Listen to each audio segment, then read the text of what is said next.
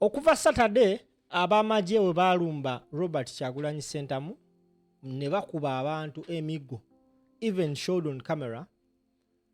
Bobi Wine abadde tanavaayo kubanga ayogerako eri eggwanga ng'atunnyonnyola ku biki ebyaliwo exactly because yali ku ground and he was the one in command of the foot soldiers. Olunaku olwaliro nga tanabasimbula kugenda ku rally esooka mu Nakawa, asoose ku kitebe kya National Platform ekikadde Kamwokya, wakoledde press conference n'ategeeza bannayuganda olutalo olwali eggulu. It is only Bobi Wine asobola okunyumiza exactly what happened in Gulu because there are so many moments that tutasobola kulaba naye nga ye yaziraba n'amaaso ge. Era ekifaananyi ekibadde kisirculating on social media, omuvubuka ng'agezaako okwagala omulumba. Bobi Wine bena abinnyonnyodde ku press conference gy'abaddeko e Kavule. Njagala owulirize byayogedde. And heightening. I want to thank first and foremost the Ugandans that have been resilient, that have showed up to listen to our message of freedom, our message of liberation, and those that have braved tear gas and beatings to make sure that they come and show solidarity with us. I want to salute my campaign team, those that are still free and those that are in prison for no reason.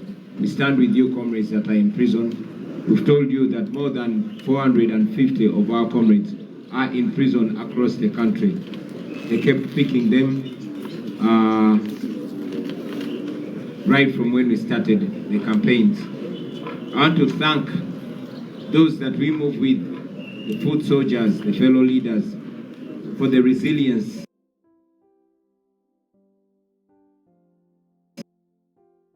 with many of you that have been beaten and brutalized.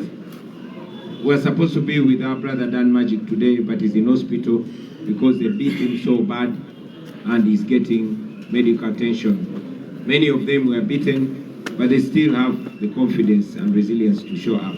We salute you, comrades. We also salute your discipline. We have been provoked many times, but like I've always guided, that we must not respond to them with the indiscipline and with the violence that they made upon us. I thank you very much. Let us keep it that way. Let us keep discipline because the world is watching us. Let us keep continuing to deny the regime any justification of brutality towards us. Now, you have been following prior to the beatings that we endured in Gulu on Saturday. 2 days earlier, our office in Gulu was raided. Both roads leading to our office, they made sure nobody accesses our office, and then they unleashed goons that broke everything. They vandalized our offices. They stole our property, including computers, posters, and many other valuable things. Now, when we went to Noya the following day, still we were blocked by the military for no reason, and we were not able to go to the first stop of a rally that we were meant to address. But even when we reached Noya, we found a collection of security personnel, police officers, UPDF soldiers, and prison warders, dressed both in police uniform, in prison uniform, and in military uniform. And these ones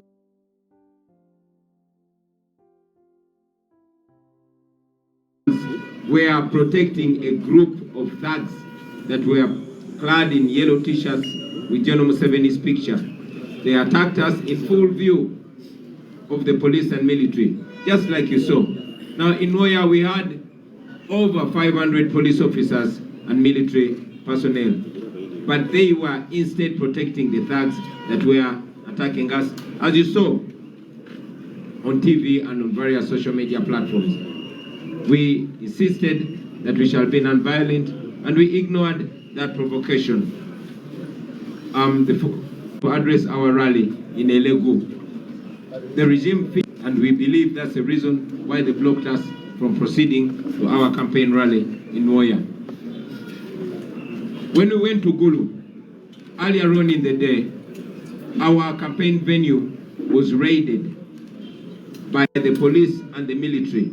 Now, for clarity, Gulu had more than 1,000 soldiers and police officers in every corner, including our rally venue. But when these thugs raided, they were instead being guided and protected by the military. They vandalized everything that we had to use. They broke down our public address system. They broke the vehicle, the truck that we were going to use as stage, and they stole our equipment, computers, microphones, and amplifiers. And all this was reported in real time, live on social media and later on TV. We have not had the police come out to say anything about that. And now when I reached Gulu, more terror was unleashed upon us. We were beaten, as you saw, by UPDF soldiers who blocked the road that was leading to our venue. They beat us so bad that many of our comrades are in hospital. But we insisted, because we knew we had committed no crime. We walked and we made it to our rally. I was personally saved by this bulletproof jacket and this ballistic helmet. Otherwise, I believe I would also be in hospital. The white cracks you see on my helmet, these were made by the sticks that ended on my helmet. Gladly, our senses were carried out by the following gentlemen: Abasi Byakagaba, who is the head of the police; Mr. Byabakama, who is the head of the Electoral Commission; and Mr. Byabasheja, who is the head of prisons. Of course, supervised by Mr. Frank Tumwesige, who is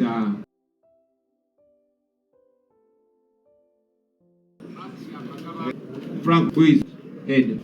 Now to see that Byabakama, Byabasheja, Byakagaba and Mwesigwa are all working for Museveni and his son, who is also a candidate. The police is a tool of terror. The military is a tool of terror. The Electoral Commission has been silent. Even when Mr. Byabakama came out to issue a statement, it was not firm and it was not clear. He did not condemn the injustice, he did not condemn the violence meted on us, and he did not condemn the continuous blockage that the police and military continue to do against us, blocking us from addressing our rallies.